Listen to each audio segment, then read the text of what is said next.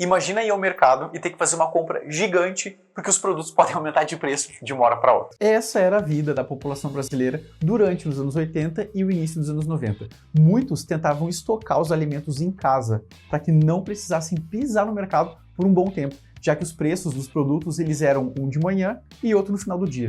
Impossível no mercado assim. E olha, desde a independência, o Brasil já tinha tido 8 tipos de moedas diferentes. Todos esses planos econômicos fracassados, até que foi desenvolvido então o nosso Plano Real, que é uma moeda que existe até hoje e foi desenvolvida na época pelo presidente Itamar Franco. E aí, sob o comando do então ministro da Fazenda, o Fernando Henrique Cardoso, que aliás acabou até virando presidente, o plano alterou a realidade de todos os brasileiros e trouxe de volta o poder de compra da população.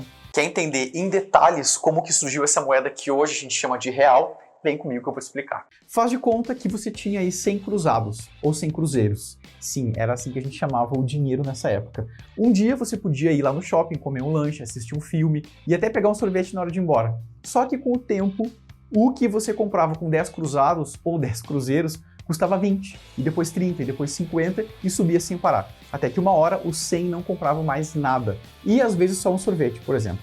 Isso mudava de uma hora para outra, viu?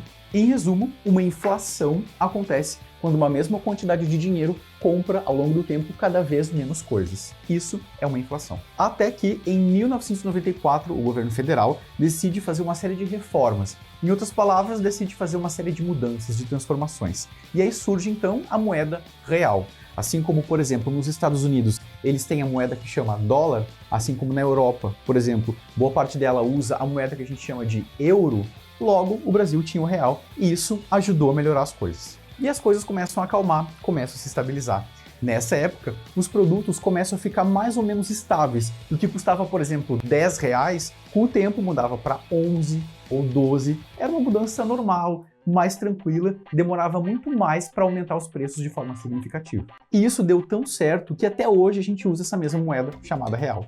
Nessa época aí, o ministro da Fazenda, que basicamente é o cara responsável por cuidar das finanças do nosso país, ele era o Fernando Henrique Cardoso. No ano seguinte, ele se candidatou a presidente da República e ele foi eleito, governando o Brasil de 1995 até 2003, bastante tempo. E ó, muita coisa aconteceu depois disso. E olha só, se quiser saber mais sobre esse assunto, vejam que o SBT Brasil fez uma série, um conteúdo especial, sobre os 30 anos do Plano Real. Para ter acesso a esse conteúdo, vocês vão até o site e as redes sociais do SBT News.